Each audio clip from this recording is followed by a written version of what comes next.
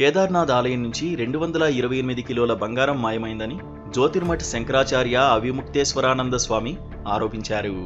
ఇంత జరిగినా ఈ వ్యవహారంపై ఇంకా దర్యాప్తు ప్రారంభించలేదని, వెంటనే దర్యాప్తు ప్రారంభించాలని కేంద్ర ప్రభుత్వానికి ఆయన విజ్ఞప్తి చేశారు. ఈ గోల్డ్ స్కామ్ వెనుక ఎవరు ఉన్నారో తేల్చి బాధ్యులను కఠినంగా శిక్షించాలని ఆయన డిమాండ్ చేశారు. ఒకవైపు ఆలయం నుంచి బంగారం మాయమైతే ఆ వ్యవహారంపై దర్యాప్తు జరపకుండా ఢిల్లీలో కేదార్నాథ్ తరహా ఆలయం కట్టడం సరైంది కాదని వ్యాఖ్యానించారు. ఢిల్లీలో ఆ ఆలయ నమూనాతో దేవాలయం నిర్మిస్తే కేదార్నాథ్ పవిత్రత దెబ్బతింటుందని ఆందోళన వ్యక్తం చేశారు. దేశంలోని వేరువేరు చోట్ల 12 జ్యోతిర్లింగాలు ఉన్నాయని శివపురాణంలో రాసి ఉందని, అందులో కేదార్నాథ్ ఆలయం ఒకటని తెలిపారు. హిమాలయాల్లో ఆ గుడి వెలసిందని, అంతటి పవిత్రత ఉన్న ఆలయానికి ఢిల్లీలో నమూనా ఆలయం కట్టడం ఏంటని ప్రశ్నించారు. అలాగే మతపరమైన వ్యవహారాల్లో రాజకీయ జోక్యం రోజురోజుకు పెరుగుతోందని ఆయన ఆందోళన వ్యక్తం చేశారు.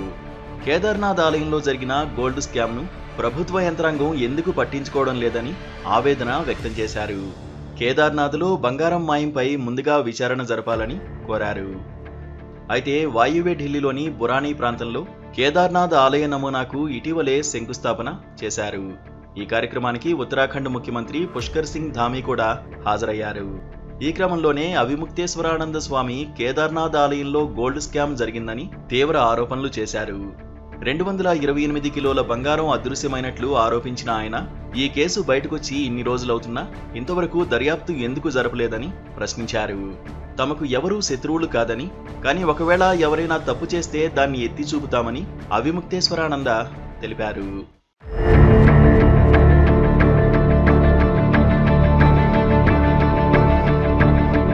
देखिए, प्रतीकात्मक केदारनाथ नहीं बन सकता है।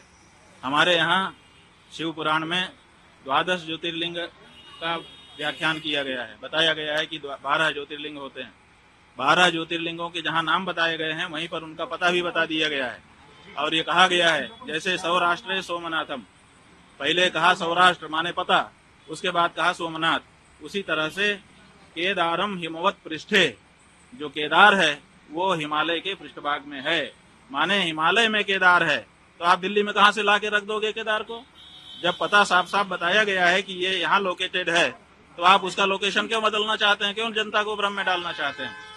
आप भगवान के 1000 नाम है, किसी नाम से स्थापना करके पूजा करिए, लेकिन केदारनाथ धाम दिल्ली में बनेगा, ये अनधिकार चेष्टा है और ये नहीं होना चाहिए। क्या इसके पीछे राजनीतिक वजहें हैं? भाई बहुत सारी राजनीतिक वजहें हैं। हमारे सभी जो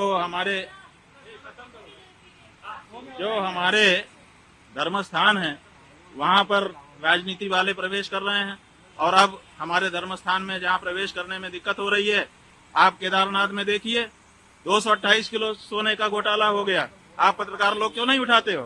तो जब वहां पर घोटाला हो गया तो अब आप दिल्ली में केदारनाथ बना लोगे, वहां पर फिर दूसरा घोटाला करोगे। 228 किलो सोना केदारनाथ से गायब कर दिया गया। ये कहाँ का नियम है? क्यों नहीं उठाते हो प्रेस वाले इस बात को?